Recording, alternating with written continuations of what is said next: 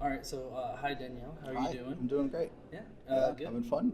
Yeah. It's a convention. Oh yeah, I'm having loads of fun. I Mm. wish I could see all of the speakers and do all this at Yeah, the same no, I know time. what you mean. Yeah, Yeah. but it's kind of like you have to pick and choose which Hmm. ones you do. And I am the godless engineer, a conscious pioneer, a logic general, a reason brigadier. More bullshit from the pulpit. Meet me in the comment section and you get schooled, bitch. The godless engineer. Yeah. And I hope that you enjoy God's Not Dead today.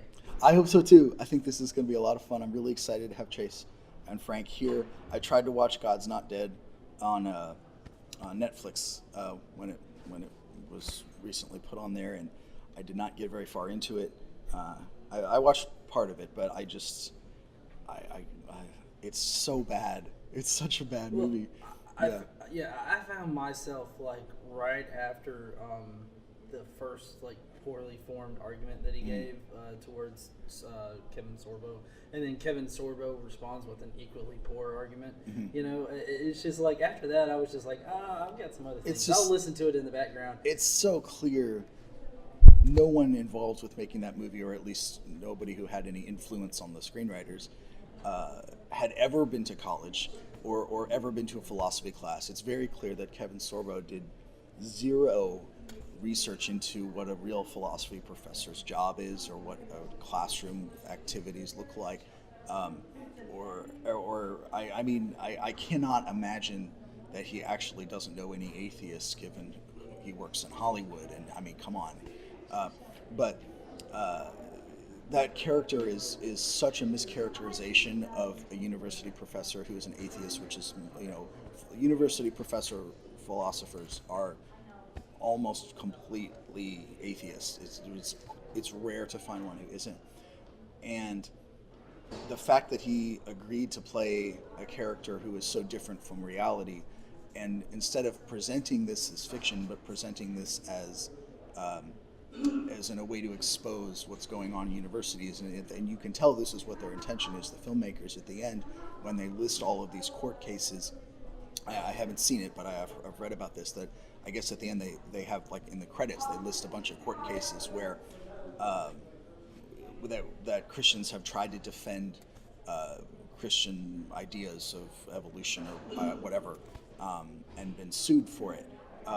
They're trying to make a point with this movie. This is not supposed to be fiction according to the filmmakers. It's a fictionalization, but it's they're trying to make the point that this is what's happening in our universities, and it's not.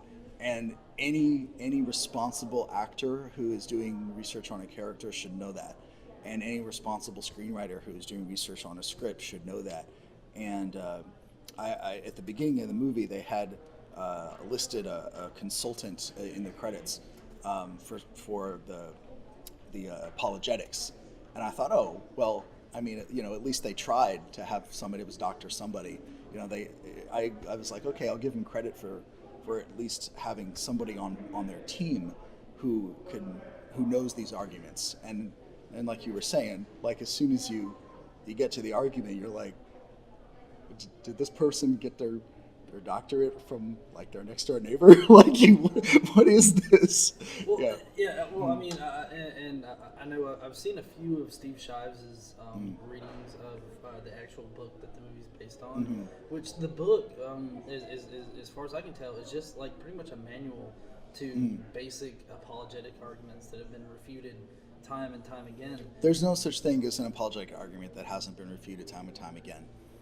There aren't, and there hasn't been for a very long time. They just keep recreating them and dressing them up with different names, and pulling in different poorly understood, because they're complicated scientific things that people are ignorant about. Like I was saying before, religion depends on ignorance. So, I mean, instead of talking about creation, now that people understand that creation is total crap, now that we understand that the Earth is not 6,000 years old, and that the Earth is demonstrably millions of years old, now they dress it up as intelligent design, and they are dependent on ignorance about the fact that people don't understand the multiverse theory and string theory and quantum mechanics and all. I don't either. What I'm saying is the arguments just move to where the ignorance is, to take advantage of the fact that people are ignorant about these things in order to keep them religious or to convince them to believe it.